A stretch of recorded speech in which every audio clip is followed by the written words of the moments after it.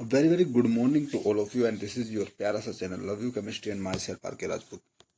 So guys, आज की class में हम लेके आए हैं थर्मोडायनेमिक्स का एक बहुत ही प्यारा सा topic, that is Joule Thomson effect. और बहुत ही इम्पोर्टेंट टॉपिक है ये। और अगर हम बात करें ऑन द बिहाफ ऑफ यूपीएचईएससी, तो ये वहाँ पे सिलेबस में प्रेजेंट है और and this is important topic. So start करते हैं जूल थॉमसन इफेक्ट। तो पहले तो हम बात करते हैं कि कहाँ पे जरूरत पड़ी, क्या होता है, क्या होता है जूल थॉमसन इफेक्ट और जरूरत कहाँ पे पड़ी। ठीक है ना, पहले वो देखते हैं, फिर हम अच्छे से स्टार्ट करेंगे इसे। तो देखो, जनरली अगर जूल थॉमसन इफेक्ट की बात करूँ तो देखो, मैं एक सिंपल सा उदाहरण बताना चाहता हूँ, ठीक है ना, उससे फिर हमें पता लग जाएगा। देखो, अगर मेरे पास कोई एक मटेरियल है और वो मेरे पास गैसेस फेज में, किस फेज में, गैसेस फेज में, और मुझे इस मटेरियल को एक प्लेस से दूसरे प्लेस पे कैरी करना है, एक प्लेस से दूसरे प्लेस पे कैरी करना है। And let's say I have 1 metric ton gas. So यहाँ से यहाँ पे जो, अगर मुझे इसका ट्रांसपोर्टेशन करना है तो ये क्या होगा, थोड़ा डिफिकल्ट होगा। लेकिन अगर मेरे पास ये गैस है और मैं इस गैस को लिक्विफाई कर दूं, तो आपको पता है, गैस को जैसे हम कंप्रेस करके लिक्विफाई करेंगे तो वो छोटा वॉल्यूम घेरती है। जैसे उस गैस को वहां पे जो 1 मीट्रिक टन है, उस गैस को ले जाने में जो वॉल्यूम लगेगा, लेट से यहाँ पे आपका कोई भी लेट से 2 टैंकर्स लगते हैं, 2 टैंकर लगते हैं, या लेट से 5 टैंकर्स लगते हैं, तो इन लिक्विड फेज वो वहाँ पे एक ही टैंकर में हो जाएगा। मीन्स गैस को जो आपका गैसेस मटेरियल है उसे कैरी करने में क्या होगा, आसानी होगा, अगर हम उसे पहले कंप्रेस करके लिक्विफाई कर ले।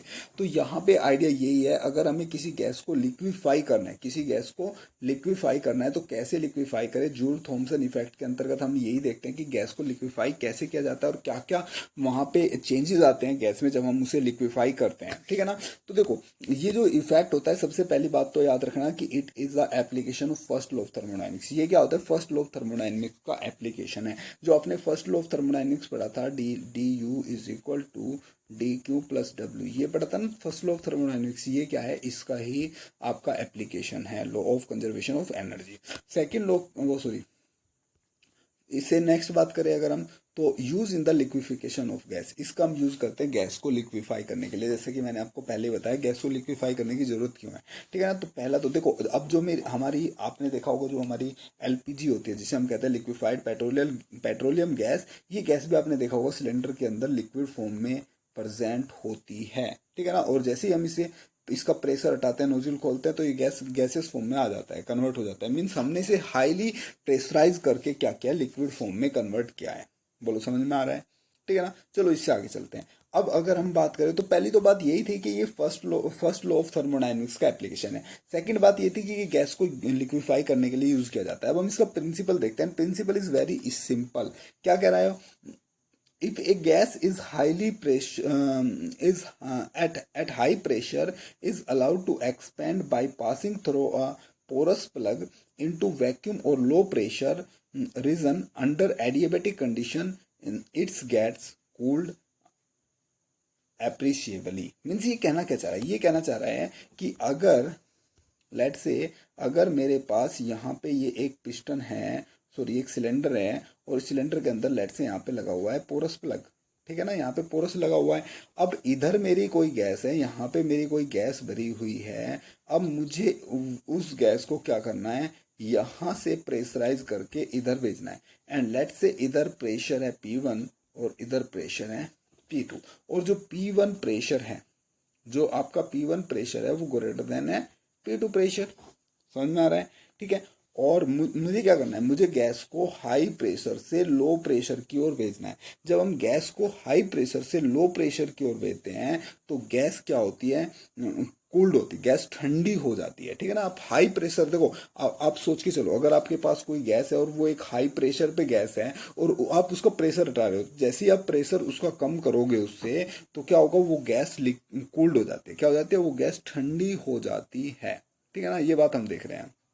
बोलो, यहाँ तक समझ में आ रहा है। इस प्रिंसिपल के ऊपर आपका ये वर्क करता है। बोलो, समझ में आ रहा है। लेकिन यहीं पे अगर आप दो गैसों की बात करो, हीलियम और हाइड्रोजन की, तो ये दोनों ऐसी गैस है, ये कूलिंग इफेक्ट ना दिखा के ये कैसा इफेक्ट दिखाती है, ये आपका हीटिंग इफेक्ट दिखाती है। Hydrogen and helium are exceptions of as they show heating but at very low temperature these also show the usual behavior। इसका मतलब क्या, इसका मतलब ये है कि जो यूजुअली जो गैसेस होती है वो आपका कूलिंग इफेक्ट दिखाती है टेम्परेचर घटाने पे इन एडियाबैटिक प्रोसेस। लेकिन अगर हम बात करें हाइड्रोजन और हीलियम की, H2 और He की, तो ये आपका कैसा इफेक्ट दिखाते हैं, ये आपका हीटिंग इफेक्ट दिखाते हैं। कैसा इफेक्ट दिखाते हैं? Heating effect. Means these are exception. But अब अगर मैं इन गैसों को कम टेम्परेचर पे, बहुत कम टेम्परेचर पे लेके आ जाऊं तो ये भी आपका क्या करती है, यूजुअल बिहेवियर शो करने लगती है, मीन्स कूलिंग शो करने लगती है। अब वो टेम्परेचर हम देखते हैं, वो टेम्परेचर होता क्या है, वो टेम्परेचर क्या है, जस्ट वेट अ सेकेंड।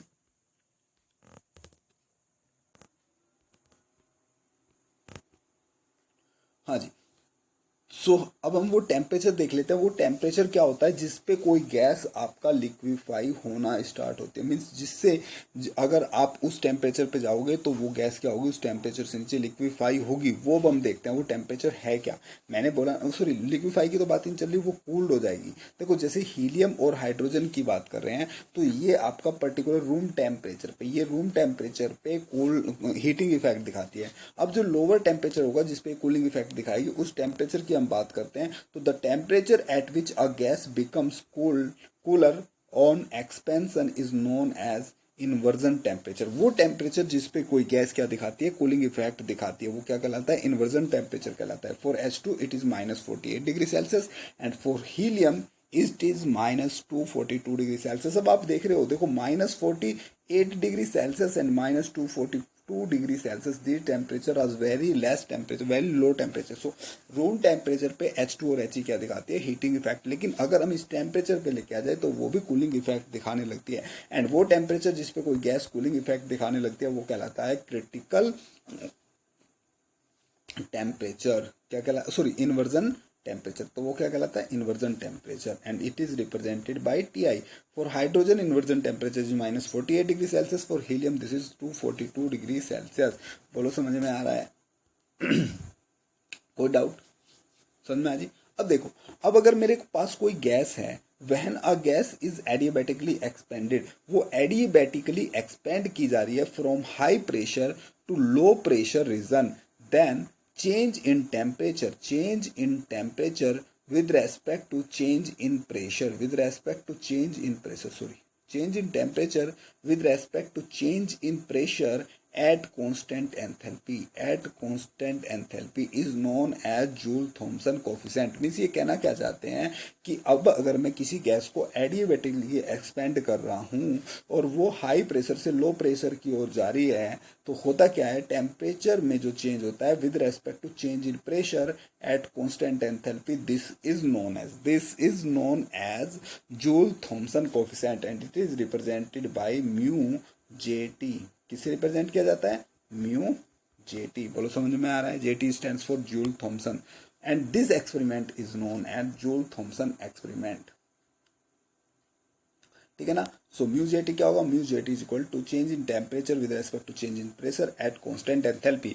और एंथैल्पी कांस्टेंट है, इसका मतलब ये आइसो एंथैल्पिक प्रोसेस होता है। बोलो समझ में आ रहा है? ठीक है ना? कोई डाउट? अब ध्यान से देखना, अब जो गैस का कूलिंग और हीटिंग होता है, गैस का जो कूलिंग और हीटिंग होता है वो डिपेंड करता है पैरामीटर ए और बी वेरिएबल, ए और बी कांस्टेंट के ऊपर। अब ये ए बी क्या है, आपने वंडर वॉल इक्वेशन पढ़ा ही होगा आपका, P+A/V² into V minus B is equal to RT। ठीक है ना? इसके बाद में हमने पढ़ा भी होता है, नहीं पढ़ा तो अब थोड़ा देख लेंगे। ठीक है ना? जो जहाँ पे B और A क्या होते हैं, कांस्टेंट होते हैं। And this A is known as attractive part, this is the attractive part and this one is the repulsive part. वो हम देखेंगे अभी। तो यहाँ पे क्या कहा है कि जो कोई गैस होती है उसको कूलिंग और हीटिंग डिपेंड करती है A और B के ऊपर। और अगर मैं बात करूँ इनडायरेक्टली, इसका मतलब वो किसके ऊपर डिपेंड करती है, वो Ti के ऊपर डिपेंड करती है। क्योंकि Ti जो होता है inversion temperature, that is equal to 2A/RB where A and B are present, means this is indirectly depend on Ti और you can say A and B। बोलो समझ में आ रहा है? ठीक है ना?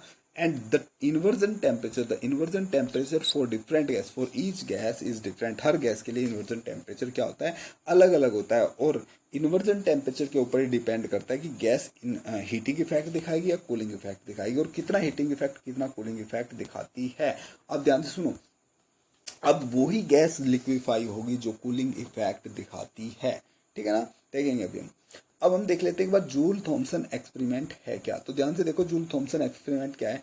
यहाँ पे एक सिलेंडर लिया हुआ है, उस सिलेंडर में यहाँ पे पोरस प्लग भरा हुआ है, और इधर आपका गैस भरी हुई है जिसका प्रेशर है P1 और वॉल्यूम है V1।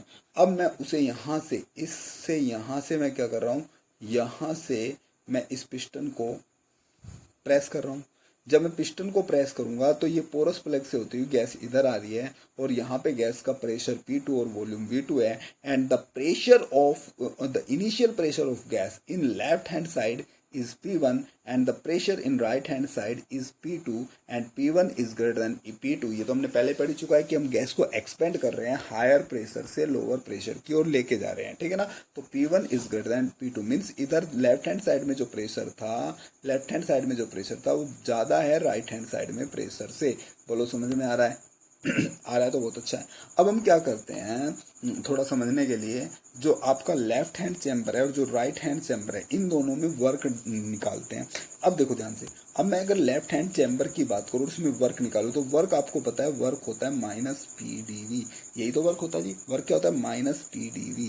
So minus P is over here is P1, dV is what, dV is means final volume minus initial volume, and the final volume. आप जब देखोगे, जब मैं यहाँ से पिस्टन को दबा के इधर लेके आऊंगा तो यहाँ पे लास्ट में क्या होगा, इधर कोई गैस नहीं बचेगी, वो सारी गैस राइट हैंड साइड में चल जाएगी। मतलब फाइनल वॉल्यूम होगा 0 for left hand side and initial volume for is V1 for left hand side. बोलो समझ में आ रहा है? सो ये हो जाएगा आपका minus minus plus P1 V1। बोलो समझ में आया? कोई डाउट? अब अगर मैं ऐसे ही राइट हैंड साइड के लिए देखूं, तो राइट हैंड साइड के लिए W इज इक्वल टू हो जाएगा minus PdV, and dV is what, V2 minus V final minus V initial. V initial यहाँ पे क्या था, 0 था, ठीक है ना, क्योंकि पहले तो इधर गैस नहीं थी राइट हैंड साइड में, लेकिन अभी वॉल्यूम V2 है, तो हम कहेंगे V2 माइनस V0। सो ये आ जाएगा minus P2, this is P2 V2। बोलो समझ में आ रहा है? तो लेफ्ट हैंड साइड में जब हमने वर्क निकाला तो वो आया P1 V1, और राइट हैंड साइड में जब हमने वर्क निकाला तो that is minus P2 V2। अब अगर मैं नेट वर्क की बात करूँ, टोटल वर्क की मैं बात करूँ यहाँ पे, तो नेटवर्क क्या हो जाएगा, दोनों को आप जोड़ दोगे, लेफ्ट हैंड साइड और right hand side. So P1 V1 minus P2 V2। अब आपको पता है from first law of thermodynamics, first law of thermodynamics is nothing but du is equal to dq plus W, and W is nothing but the network. जो हमने ऊपर अभी निकाला है वो टोटल वर्क यहाँ पे रखा जाएगा, ठीक है ना। और क्योंकि ये प्रोसेस एडियाबैटिकली होता है, तो यहाँ पे ये जो डी क्यू है ये क्या हो जाएगा, 0 हो जाएगा। एडियाबैटिक प्रोसेस के लिए क्यों क्या हो जाएगा, 0 हो जाएगा। तो D U is equal to आ जाएगा W, D U is equal to W। अब देखो ध्यान से, डी क्या होगा, डी होगा final internal energy minus initial U2 minus U1, और इधर आपका नेटवर्क हो जाएगा P1 V1 minus P2 V2। तो अभी निकाला था हमने, हम P1 V1 की वैल्यू को एक साइड लेके आते हैं U1 के साथ, और P2 V2 की वैल्यू को हम U2 के साथ लेके आते हैं। अगर मैं U1 को इधर लेके आऊँ तो ये हो जाएगा U1 प्लस P1 V1, और अगर इसे इधर लेके आऊँ तो हो जाएगा U2 प्लस P2 V2। अब आपको पता है, आपने एक फॉर्मूला पढ़ा है, H इज इक्वल टू होता है U प्लस PV। तो आप इसे कह सकते हो U1 plus P1 V1 is H1 and U2 plus P2 V2 is H2। Means यहाँ से हुआ क्या, H2 और H1 इक्वल आ गए। मीन्स जो आपका बाद में फाइनल एंथैल्पी होगी, जो इनिशियल एंथैल्पी होगी वो इक्वल है। इसका मतलब यहाँ पे आपका एंथैल्पी चेंज 0 है। इसका मतलब this is a isoenthalpic process. So देखो, ये एक आइसो एंथैल्पिक प्रोसेस होता है और एक एडियाबैटिक प्रोसेस होता है। बोलो समझ में आया? तो हमने यहाँ पे प्रूव कर दिया कि this is a isoenthalpic process. कोई डाउट वही समझ में आ रहा है? अब देखो ध्यान से, अब जो आपका एंथैल्पी है, दिस इज द फंक्शन, ये लिखने का तरीका होता है, this is the function of T and P। क्या देख रहे हो कि enthalpy is the function of T and P। अब मैं करता हूँ इसका डेरिवेटिव, तो डेरिवेटिव क्या हो जाएगा, ये हमें पता होता है DH इज इक्वल टू, एक बार तो T के रेस्पेक्ट में, एक बार P के रेस्पेक्ट में। जब T के रेस्पेक्ट में करेंगे तो P कांस्टेंट, जब P के रेस्पेक्ट में करेंगे T कांस्टेंट, ठीक है ना। ये चीज़ें आपको पता होगी। तो DH इज इक्वल टू आ जाएगा del H upon del T at constant P into dt plus del H upon del P at T into D P. ये कुछ इस टाइप से यहाँ पे इक्वेशन आ जाएगा। And what is, just wait a second, and what is del H upon del T at constant P, this is nothing but C P. So यहाँ से आ जाएगा D H is equal to C P D T plus del H upon del P at T D P. तो ये आ जाएगा, कोई doubt? अब क्या करते हैं हम, अब इस पूरी इक्वेशन को डेल डी एच से डिवाइड कर देते हैं। क्यों करते हैं वो भी आपको समझ में आ जाएगा। तो देखो ये तो सी पी हो गया, तो मैंने अभी आप बताया था आपको, जब हम सॉरी अभी डिवाइड नहीं कर रहे हैं, अब ध्यान से सुनो, क्योंकि प्रोसेस क्या है, आइसो एंथैल्पिक है, तो ये जो डी एच है इसे हम रख देते हैं जीरो के equal. Means for isoenthalpic process D H क्या हो जाएगा, जीरो। तो ये तो हो गया जीरो इज इक्वल टू ये सी पी हो गया सी पी डेल टी। अब देखो क्योंकि हम आइसो एंथैल्पिक कह रहे हैं तो एज एट कॉन्स्टेंट एच होगा। तो जो आपके जब कॉन्स्टेंट इंट्रोड्यूस करते हैं हम किसी इक्वेशन में, तो वहाँ पे डेरिवेटिव क्या हो जाता है, पार्शियल डेरिवेटिव हो जाता है। ये हो जाता है del H by del P at T into del P at constant H. So C P is equal to ये हमने यहाँ पे पुट किया। अब हम क्या करेंगे, पूरी इक्वेशन को डिवाइड कर देते हैं डेल पी बाई एच से। क्यों डिवाइड किया हमने अभी समझ में आ जाएगा। तो ये आ जाएगा C P del T by del P at constant H, del H by del P at constant T, del P by del P at constant H, and this will become 1। So ये हो जाएगा आपका C P del T by del P at H, del H by del P at T. हमने इसे ऐसे divide क्यों किया, क्योंकि डिवाइड करने पे यहाँ पे ये चीज़ जो बनी, ये चीज़ है आपका म्यू जे टी। हमें तो म्यू जे टी ही निकालना है, तो यहाँ से आपका म्यू जे टी आ जाएगा। एक टर्म को मैं इधर लेके गया, एक को इधर लेके गया, तो ये आ गया थोड़ा। अब यहाँ से del T by del P upon at H की वैल्यू मैं निकालूंगा, वो वैल्यू ये आएगी -1 upon C P del H by del P at T. And ये क्या हो जाएगा आपका, ये तो म्यू जे टी है, mu J T is equal to -1 upon C del H by del P at T. Means आपके पास फॉर्मूला आ गया mu J T is equal to -1 upon C P del H by del P at T. इससे आगे चलते हैं। अब जो del H by del P at T है, इसे हमने एक न्यू एंटिटी वो कर दिया, मान लिया, एंड दैट इज 5 ठीक है ना। ये क्या होता है, 5 होता है। तो means mu J T is equal to -1 upon C 5 तो म्यू जे टी आप कह रहे हो, म्यू जे टी क्या होता है, change in temperature with respect to change in pressure at constant H is equal to क्या आया था, -1 upon C P del H by del P at T, और -1 अपॉन सी पी 5 बोलो कोई doubt? अब हम क्या करते हैं, जो हमने म्यू जे टी निकाला है, उस म्यू जे टी को हम आइडियल गैस के लिए निकालते हैं। किसके लिए निकालते हैं उस म्यू जे टी को, उस म्यू जे टी को हम आइडियल गैस के लिए निकालते हैं। अब आपको पता है म्यू जे टी का फॉर्मूला क्या है, -1 upon C P del H by del P at T. और आपको पता है from second equation of state, thermodynamic equation of state, second वाली, ठीक है ना, from second thermodynamical equation of state आपने ये पढ़ी होगी, del H by del P at T is equal to 0 होता है, ठीक है ना।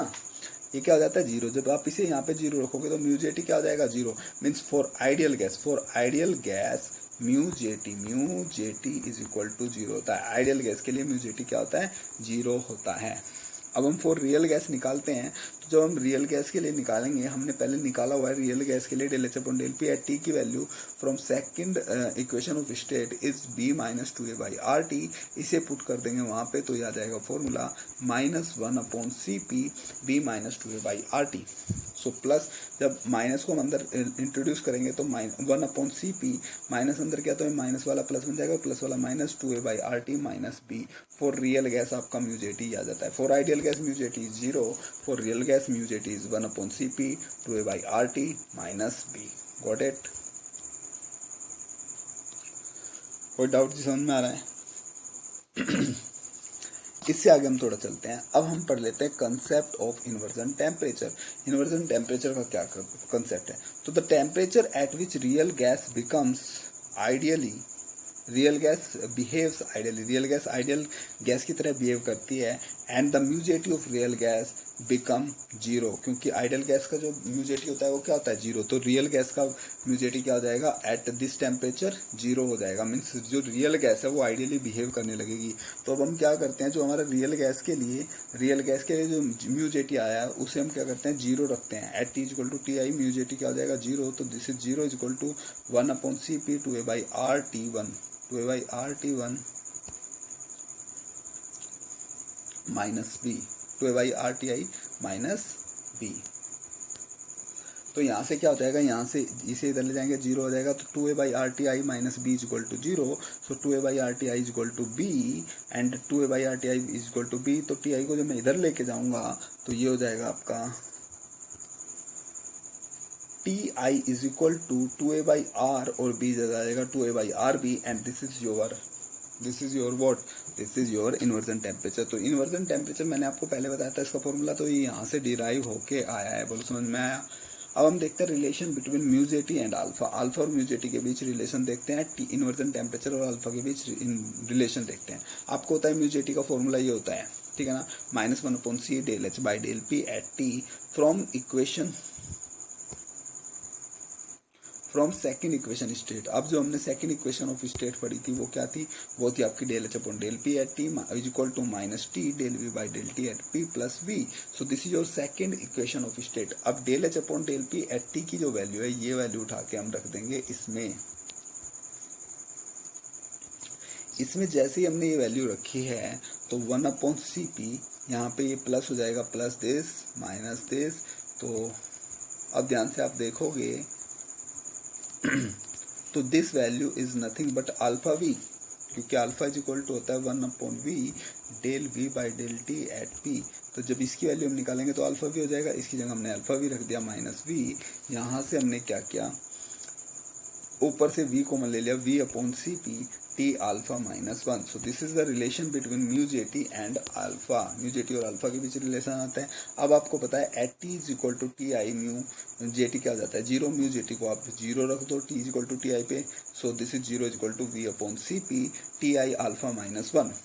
सो यहाँ से आपका अल्फा और टी आई के बीच रिलेशन आ जाएगा and that relation is T I is equal to 1/अल्फा। बोलो समझ में आ रहा है।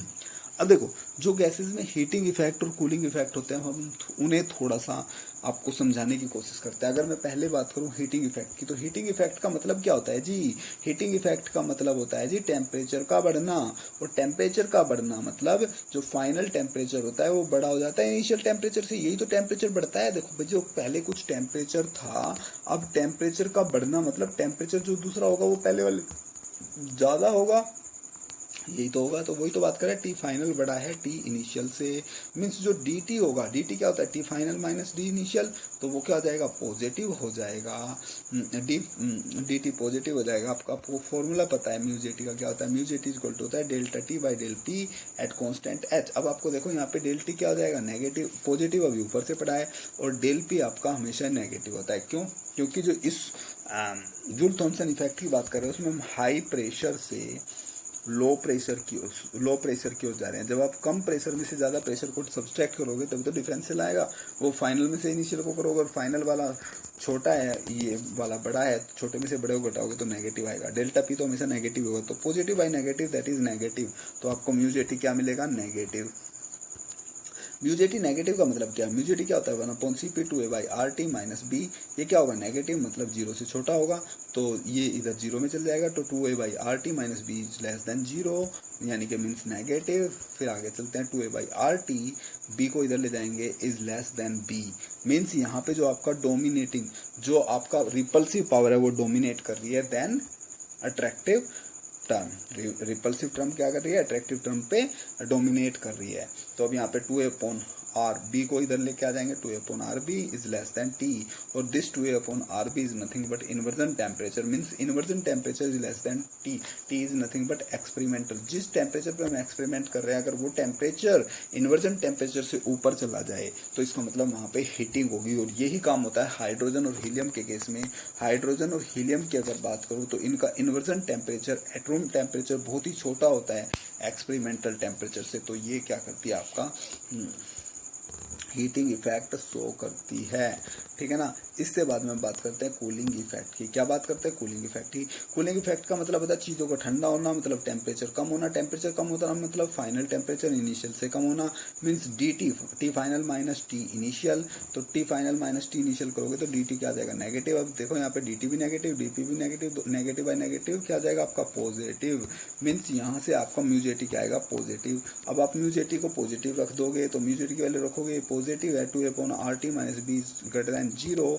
मीन्स यहाँ पे क्या आ जाएगा, 2a/R, यहाँ पे b नीचे आ जाएगा, 2a/R b is greater then t। Means जो आपका एक्सपेरिमेंटल टेम्परेचर है उससे अगर आपका इन्वर्जन टेम्परेचर उससे ज़्यादा हो जाए तो वो आपका कूलिंग इफेक्ट दिखाएगी। मीन्स आपको ये टर्म याद रखनी है, सीधा डायरेक्ट ये आपसे पूछा जा सकता है पेपर में, ठीक है ना। बहुत ही इंपॉर्टेंट चीज़ें हैं और मोस्ट ऑफ द रिएक्शंस होती है ऐसी जो आपको कूलिंग इफेक्ट दिखाते हैं, जैसे कि O2 N2 दो एग्जाम्पल यहाँ पे दिए हैं। अब हमने हीटिंग इफेक्ट पढ़ा, कूलिंग इफेक्ट पढ़ा। अब हम इफेक्ट पढ़ते हैं कि ना तो हीटिंग हो ना ही कूलिंग हो। जैसे ही हम कर रहे हैं एक्सपेरिमेंट, लेकिन ना तो कूलिंग हो ना ही हीटिंग हो, तो वो केस क्या होगा, टी फाइनल बड़ा है, टी फाइनल और टी इनिशियल क्या होगा, बराबर होंगे।